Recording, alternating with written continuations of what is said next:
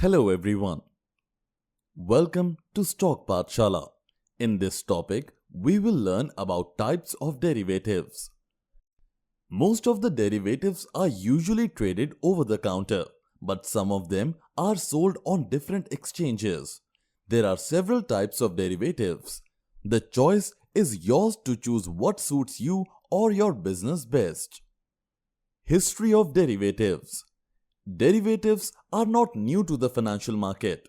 In the second millennium BC in Mesopotamia, the first derivatives were used.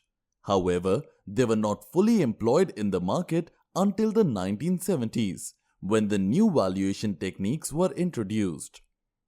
The new valuation techniques initiated the fast development of derivatives, which is evident to date.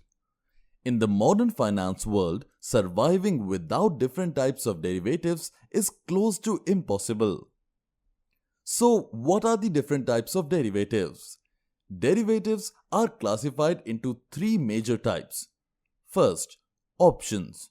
Options is among the types of derivatives that entitles the buyer to buy or make sales for a particular primary asset at a preset cost. In Europe, a buyer is allowed to utilize the option once it matures. In America, the buyer is entitled to apply the option anytime before the maturity date. Let's look at an example for an option contract.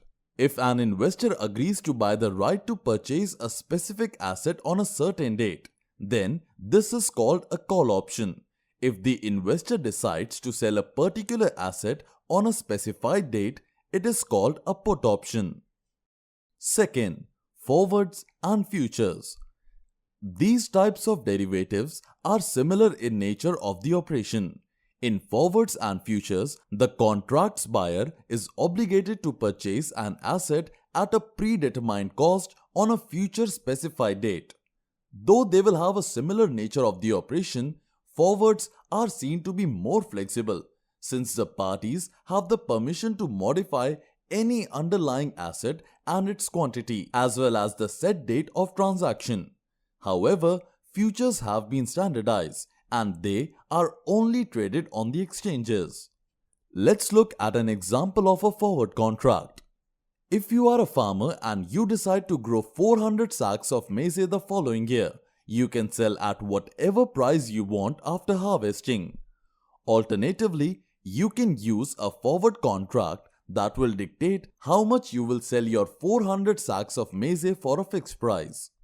Locking the price enables you to evade any chances of falling maize price, but it also entitles you to the fixed amount such that you have to sell the sacks of maize at a lower price even if the market price rises. Third, swaps.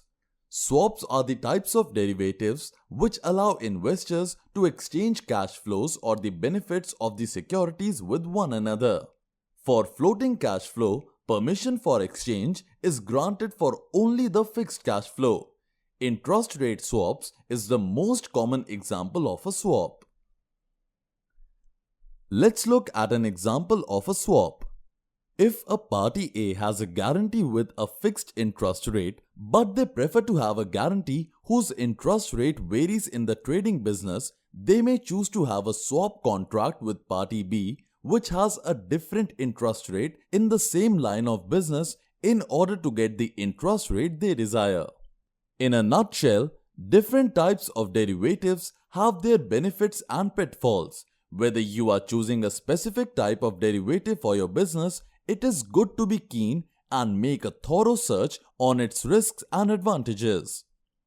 Well, that's all we had for this topic. In the next topic, we will discuss about forward contracts.